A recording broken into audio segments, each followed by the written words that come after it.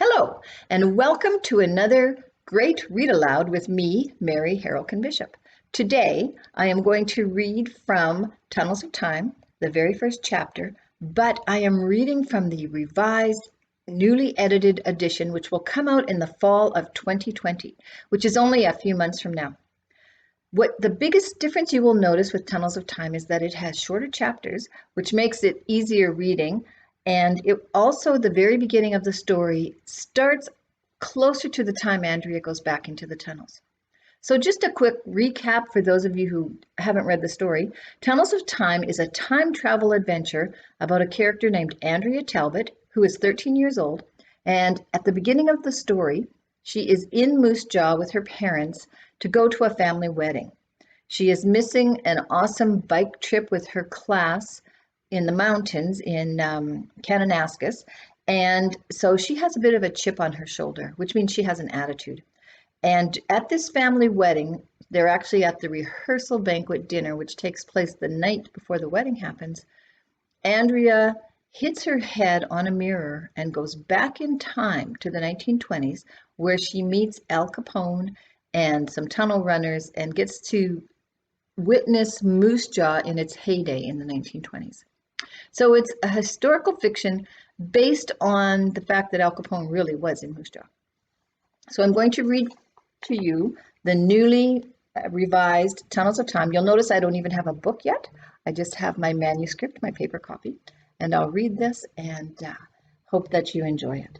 So it starts 5:15 p.m. Friday evening, not Moose Jaw. There it is, Mrs. Talbot pointed as the car slowed down to a stop in front of a well-lit restaurant at the end of Main Street, Moose Jaw. It was busy this Friday evening, and finding a parking spot was proving difficult. Ah, and that's my favorite building in all of Moose Jaw. Mr. Talbot pointed across Manitoba Street to a huge old building that Andrea knew was the old train station. The huge, stately-looking building stood at the very end of Main Street, causing all traffic to turn right or left onto Manitoba Street. Built in 1922, it was an immense and awe-inspiring building overlooking the downtown core of the city. I see that developers have put a new store in that old train station. It looks open for business. It's a grand old building. I'm glad they've put it to good use again. I still don't want to be here, Andrea groused. She sank down further in the back of the family car, defiantly folding her arms over her chest as her younger brother Tony scrambled eagerly to the sidewalk. Her mother eyed her in the rearview mirror. Be nice, she warned Andrea. Her voice held that steel tone Andrea knew so well. And be especially nice to Aunt Bee. She seems easily upset these days. And where's your cell phone? She added, putting her hand out. Oh, Mom! Andrea gritted her teeth as she slammed the phone into her mother's outstretched hand. We all agreed that this is a no-screen time weekend. You and Dad agreed, Andrea shot back. I didn't agree to this trip or to losing my phone all weekend. I won't even be able to see what fun everyone else is having on the bike trip. No, her mother answered sweetly as she shoved the phone into the glove compartment and snapped the door shut. But you will be here, present and with everyone. Just think of the stories you will have to tell. Yeah, sure, Andrea complained sarcastically. This is just going to be one dead, dull weekend. It'll feel like a lifetime of boredom. Oh, Andrea, her mother sighed, and Andrea almost felt guilty about her behavior. Almost. Just please be nice. That's all I ask. Oh, I'll be nice, all right, Andrea grumbled, but I won't be happy. I'm going to die of boredom here, she repeated, her voice full of despair. Andrea reluctantly pushed her way out of the car, watching dejectedly as her mother drove off to find a parking spot. Nice? Her parents wanted her to be nice? Well, there wasn't much else she could be, not when they would be watching her like hawks all weekend. They knew how unhappy she was about missing her school bike trip to Kananaskis, but what did they expect? This stupid family wedding? or an amazing school bike trip. Who wouldn't choose the bike trip? Andrea was still seething about having to come to the wedding, and just because her dizzy cousin Vanessa had chosen her as a junior bridesmaid. She didn't even know what that meant. As for Aunt Bee, Andrea had learned to ignore her, tolerate her even, though she wished Aunt Bee didn't cling to her so. It was embarrassing at times. Mr. Talbot was staring open-mouthed. "Is that what you wore to a wedding rehearsal?" he asked, clearly shocked at her choice of clothing. "Oh, I should have checked to see what you had on when we left." "Yeah, Andy," Tony chided, whispering so quietly that their father didn't hear. "You don't know how to dress yourself?" "But, Dad," Andrea wailed, throwing her hands up in defeat, "you kept me busy cleaning out the garage until the last second, remember? You wanted the job done before we left. And anyway, you didn't tell me I needed to dress up." She narrowed her eyes at Tony, promising revenge at his dig toward her. Tony grinned, stepping behind their father for protection. "I am Vanessa's godfather, and you're old enough to know what to wear to a special occasion. You are 13, after all. You're almost an adult, as you keep reminding me. I expected you to wear something decent to your cousin's wedding rehearsal dinner." "What's wrong with what I'm wearing?" Andrea asked belligerently.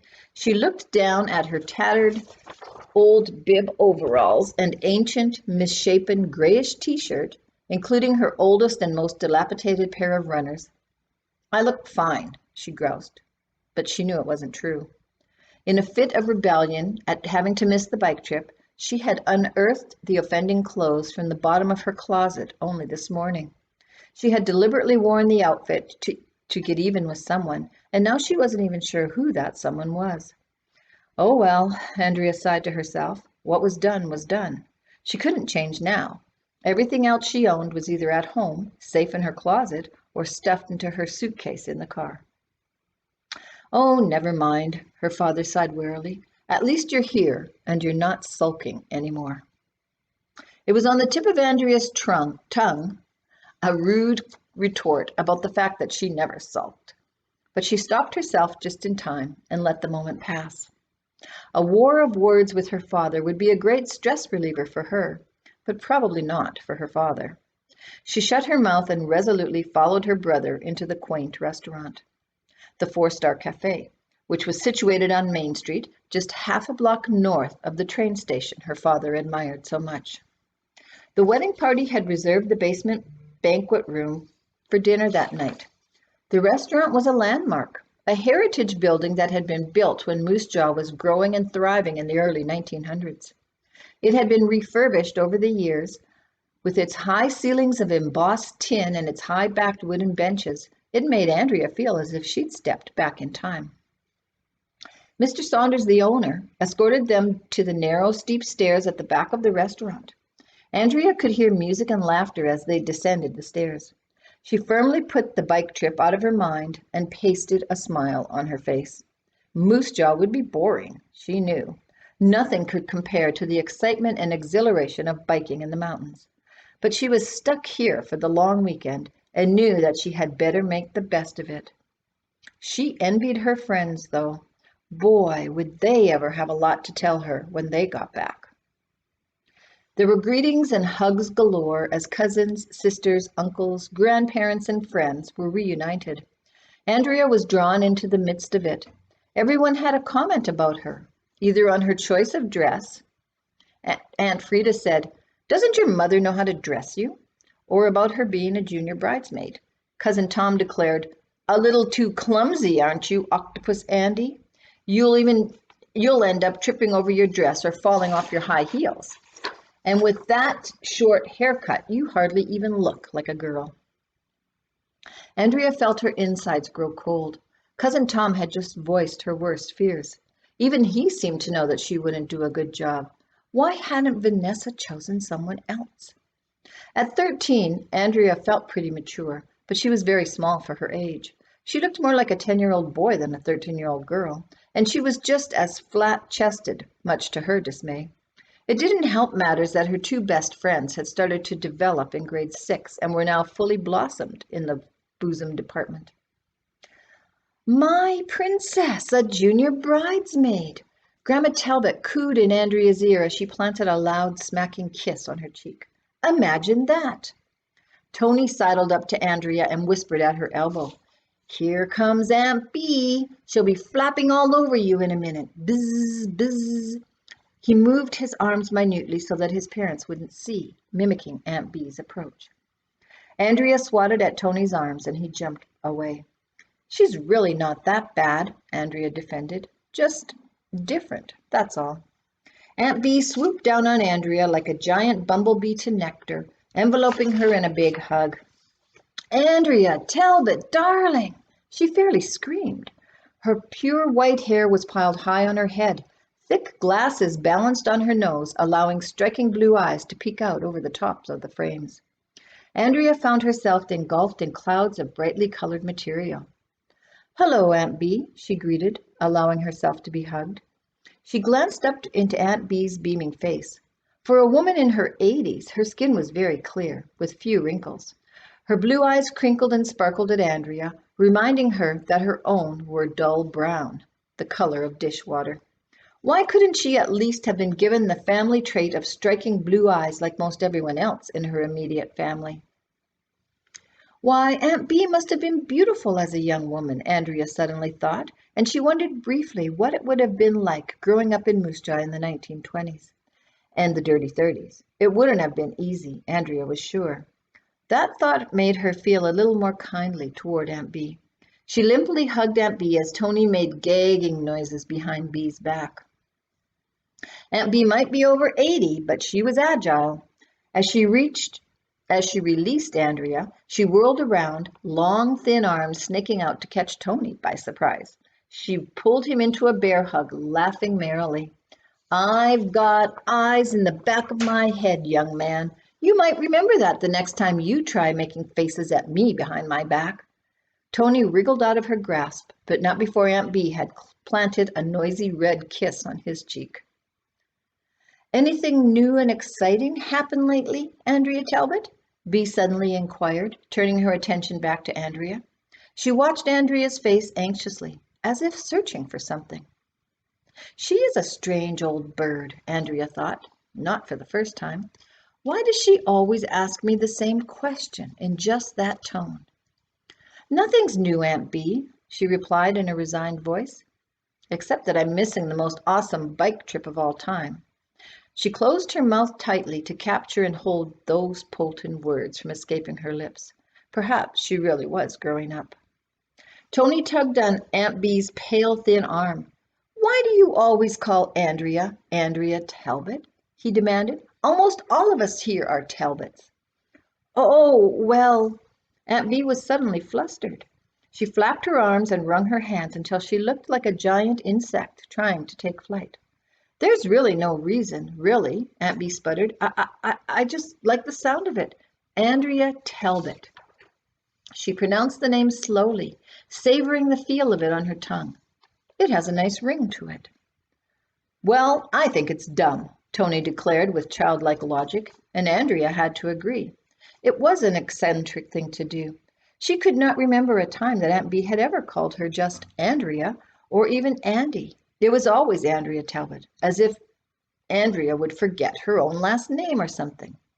Once, when Andy was Tony's age, she had been assertive, asking Aunt Bee to please quit calling her Andrea Talbot. Just call me Andy, Andrea had begged.